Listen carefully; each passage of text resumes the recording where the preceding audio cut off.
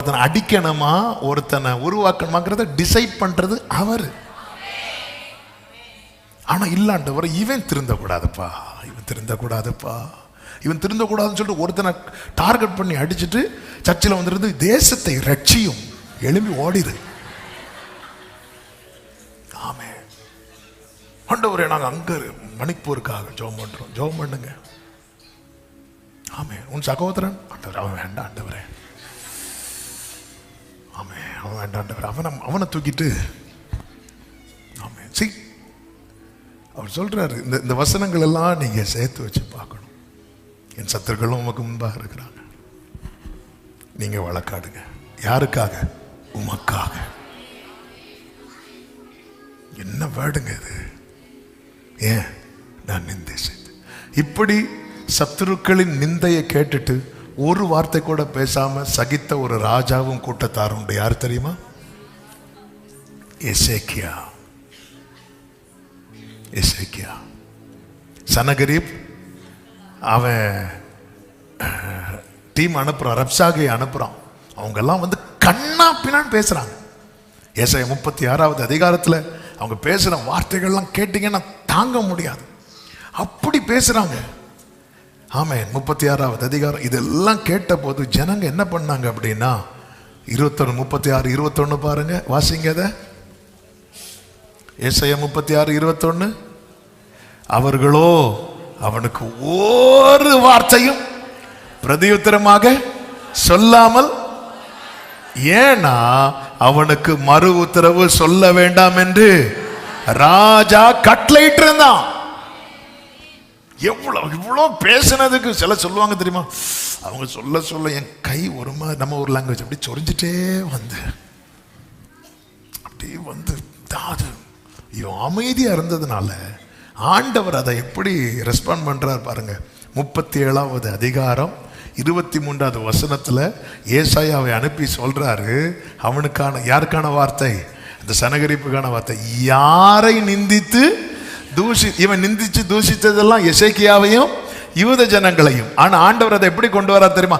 யாரை நிந்தித்து தூஷித்தாய், யாருக்கு விரோதமாய் உன் சத்தத்தை உயர்த்தினாய், நீ இஸ்ரவேலின் பரிசுத்தருக்கு விரோதமாய் அல்லவா உன் கண்களை மேட்டிமையாய் ஏறெடுத்தான். என்ன வேடுங்க! தாவீது சொல்றார், நான் மௌனமா இருந்தேன். தாவீதை ஒருத்தன் ரொம்ப நிந்திச்சுட்டு வந்தான். அவன் பேர் என்ன தெரியுமா? சீமை. என்ன சொல்லி நிந்திச்சான் தெரியுமா? ரத்த பிரியன் சொல்லி நிந்திச்சான்.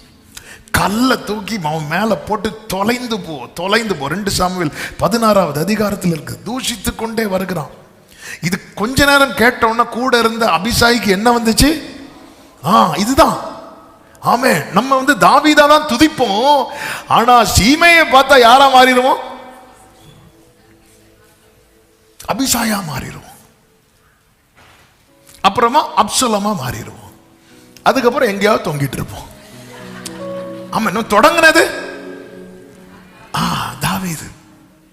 நீ தாவீது தான். சர்ச்சில் இருந்து பாட்டு பாடும் போது தாவீது தான். ஆனா சீமையை பார்த்தா மட்டும் அதுவும் சும்மா அந்த செத்த நாயிரா என்ன வேடு க்ளோரி ஹalleluya அப்படி சொல்லிட்டு அவனை பார்த்ததும் அந்த செத்த நாய். இங்க வந்தா அந்நிய பாஷை. ஆமென், ஆமென். சர்ச்சில் ஆளு யாரு? தாவீது. கொஞ்சம் வெளியே போன பஸ் ஸ்டாண்டுக்கு போனதும் அபிசாயி, வீட்டுக்கு போனதும் அப்சலோம். அடுத்த வாரம் ஒரு அறிவிப்பு வேண்டாம், நான் சொல்லல.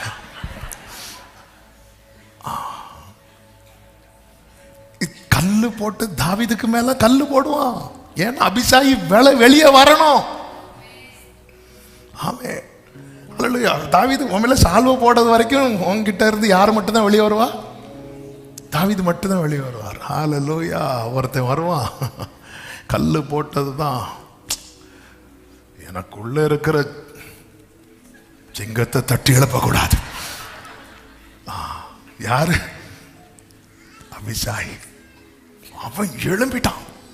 இப்படிதான் மாம்சம் எழும்பும். உடனே ஆவி அதை கண்ட்ரோல் பண்ணணும். அவன் எழும்பி இந்த செத்த நாய் ராஜாவை எப்படி சொல்லலாம்? நான் போய் அவன் தலையை வாங்கி போடட்டேன்னு மாம்சம் போராடும் போது உடனே ராஜா சொல்றார், சிரியாவின் குமாரரே, எனக்கும் உங்களுக்கும் என்ன? அவன் என்னை தூஷிக்கட்டும், தாவீதை தூஷிக்க வேண்டும் என்று கர்த்தர். என்ன வேடுங்க! நான் கேட்கிறேன், உண்மையில ஆண்டவர் சொன்னாரா? அது இல்லை. ஆனா அவன் ஏன் இப்படி சொல்ல காரணம்? ஏன்னா அவன் நம்பிக்கை என்ன தெரியுமா?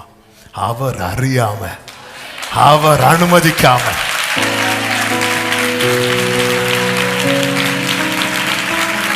இத நம்புறவங்க மட்டும் எத்தனை சத்துரு என்னதான் பண்ணாலும், என் தேவன் அறியாமலும் என் தேவன் அனுமதிக்காமலும்.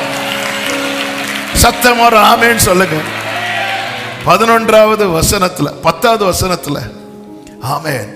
ஆகையால் அவன் ஏன் இப்படி செய்கிறாய் என்று கேட்கத்தக்கவன் யார்? 11ல மறுபடியும் தாவீது சொல்றா, இதோ என் கற்ப பிறப்பான என் குமாரனை என் பிராணனை வாங்க இந்த பென்யமீன் எத்தனை அதிகமாய் செய்வான். அடுத்த வார்த்தை பாருங்கள், அவன் தூஷிக்கட்டும்.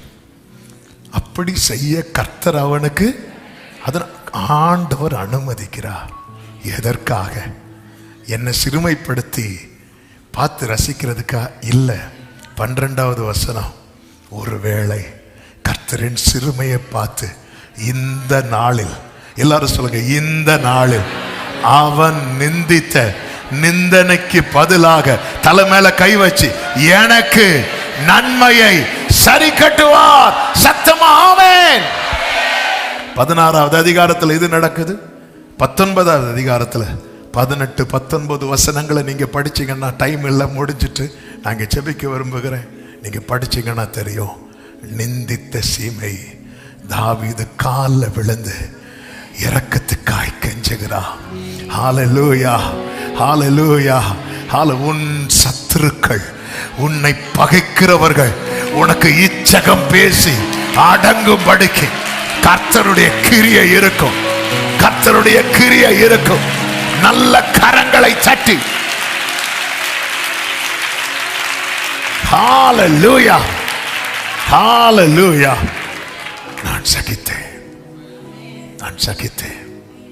பல நேரத்தில் இப்படிதான் நம்முடைய வாழ்க்கையில கர்த்தர் நியமித்த பாதைகள் தான் நடந்துட்டு இருப்போம். தாவீதா அமைதியா போயிட்டு இருப்போம். சில சீமையை பார்த்தா மட்டும் அபிசாய் வெளியே வர்றான். வரக்கூடாது. உடனே தாவீது மாதிரி ரியாக்ட் பண்ணிடணும். எனக்கும் உனக்கும் என்ன மாதிரி ஆகுது? எனக்கும் உனக்கும் சம்பந்தமே இல்லை. இப்படி புதிய ஏற்பாட்டில் சொன்ன ஒரு டீம் உண்டு. இயேசுவை பார்த்து, யாரு தெரியுமா? லேகியோன். எனக்கும் உமக்கும் என்ன? அதுவே சொல்லுது எனக்கும் இயேசுவுக்கும் சம்பந்தம் இல்லைன்னு. இது பிரச்சனை வந்ததும் அபிஷாய் எழும்பும், மாம்சம் எழும்பும். எழும்புனதும் ஒரு ஆவி உஷாராயிரணும். எனக்கும் உனக்கும் என்ன? எனக்கு உனக்கு என்ன? நீ போ, நீ என்னைக்கே செத்தாச்சு. கிறிஸ்துவோடு நாங்கள் எப்போ இயேசுவோட ஞானஸ்நான உடன்படிக்கைக்கு உட்பட்டனோ அப்பொழுது அவருடைய மரண சாயல் நான் என்ன பண்ணிட்டேன்? நம்ம அதை விட்டுட்டு அபிஷாயை பார்த்து அந்த டேர்னிங்கில் வச்சு போட்டு தள்ளிடு. சர்ச்சுக்கு போயிடா கொஞ்சம் அந்த டேர்னிங்கில் எல்லாரும் அதில் சிசிடிவி கேமரா இருக்குது. அது அந்த மறைவில் வந்தது அபிஷாய் அப்படி இங்கே வான் கூட்டு பிரைஸ்லாம் கூட்டுட்டு லைட்டாக ஒரு டச், கழுத்து மட்டும் கீழே கிடக்கணும். பிரைஸ் லார்ட், ஹல்லேலூயா, க்ளோரி. இப்படி தானே நம்ம போயிட்டு இருக்கிறோம். அபிஷாயா வெளியே வரோம். இல்லை இல்லை, எனக்கு உனக்கு என்ன? மாம்சம் இப்படி எழும்பும் போது அதை அதட்டிருங்க, அதை அதட்டிருங்க. இதெல்லாம் ஒருத்தர் பார்த்துட்டு இருக்கிறா. உங்களை நிந்திக்கிறவங்க அவருக்கு முன்பாக கர்த்தர் வழக்காடுவார். கர்த்தர் வழக்காடுவார். நல்ல கரங்களை தட்டி ஆமென். கர்த்தருக்கு சித்தமானால் இந்த செய்தியை நம்ம வருகிற நாட்களில் கேட்கலாம். இப்போ நீங்க எல்லாரும் எழுந்து நின்று ஒரு 5 நிமிடத்தில் நம்ம ஜெபித்து முடிக்கிறோம். யாருக்காவது அதாவது பஸ் ஆட்டோ வெயிட்டிங்ல இருக்குன்னா நீங்க மெதுவாக போகலாம். ஆமென், ஹல்லேலூயா. ஒரு 5 நிமிஷம் ஜெபம் பண்ணலாம்னா ஒரு 5 minutes ஆண்டவர்ட்ட, ஆண்டவரே இந்த உபத்திரவம், இந்த நிந்தை நான் சகிக்க வேண்டியதானால் எனக்கு சகிக்க கிருபை தார். அவ்வளவுதான், அவ்வளவுதான். இந்த ஜெபம் ஒரு 2 நிமிஷம். எழுந்து நிற்க முடிஞ்சவங்க எழுந்து நின்று ஆமென். முடிஞ்சவங்க வலது கரத்தை உயர்த்தி உங்க இடது கரத்தை இருதயத்தில் வைத்து, இது நான் எதிர்க்க வேண்டியதா இல்ல சகிக்க வேண்டியதா? இன்னைக்கு கர்த்தர் பேசி இருக்கிறார்னா சகிக்க வேண்டியதுதானே? ஆமே. சில உள்ளங்கள் இன்னைக்கு தானே ஃபர்ஸ்டா இந்த செய்தியே கேட்குறீங்க. ஆமே. இந்த சேனலே ஃபர்ஸ்டா இன்னைக்கு தானே பார்க்குறீங்க. ஆமே. ஃபர்ஸ்டா சர்ச்சுக்குள்ள நீங்க இன்னைக்கு தானே வந்திருக்கிறீங்க. நான் சகிக்கணும்னா எனக்கு சகிக்க கிருபை தாரும். என்ன நீங்க தாவீதா உருவாக்கும் போது நான் அபிசாயா செயல்பட்ட கூடாது. நீர் என்ன இருதயத்துக்கு ஏற்றவனாய் உருவாக்கும் போது நான் உம்மை துக்கப்படுத்துகிறவனாய் செயல்பட்ட கூடாது. எனக்கு கிருபை தாரும், கிருபை தாரும், கிருபை தாரும். ஆண்டவர் கிருபை தருகிறார், கிருபை தாரார். உங்க தலை மேல ஏறி போனவங்களை உங்க கால் கீழே கொண்டு வந்து நிறுத்த வல்லவர். நீங்க சகிக்க சகிக்க கர்த்தர் உங்களை பிரகாசிப்பிக்கிறார். கர்த்தர் உங்களை பிரகாசிப்பிக்கிறார். கர்த்தர் உங்களை பிரகாசிப்பிக்கிறார். நன்றி தகப்பனே. ஹல்லேலூயா, ஹல்லேலூயா, ஹல்லேலூயா. உலகோர் பகை திட்டாலும் என்னை உற்றார் வெறுத்திட்டாலும், உலகோர் பகை திட்டாலும் என்னை, ரெண்டு கைகளை உயர்த்தி நிந்தைகள் சுமந்திட எனக்கென்றும் கிருபை தாரோ. நிந்தைகள் சுமந்திட